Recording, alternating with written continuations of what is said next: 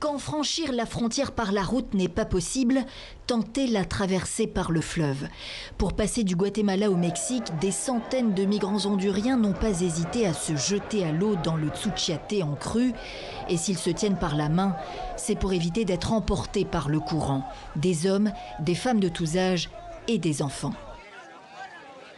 Je suis là pour offrir un avenir à mes enfants. Retourner au Honduras? Non. Sur l'autre rive, un représentant du gouvernement mexicain les attend. Nous allons garantir vos droits, tout comme vous devez respecter strictement les lois de notre pays. Des policiers anti-émeutes ont été déployés en nombre pour encadrer les migrants.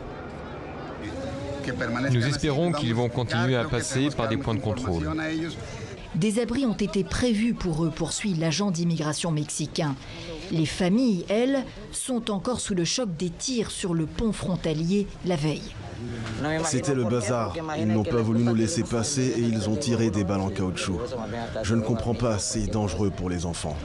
Il y a eu des blessés et un mort confirmé.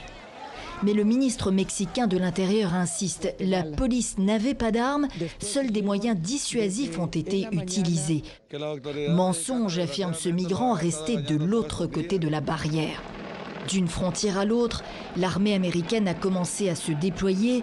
Ils seront plus de 5000 soldats d'ici la fin de la semaine à la demande de Donald Trump pour bloquer toute entrée illégale de migrants en provenance du Mexique.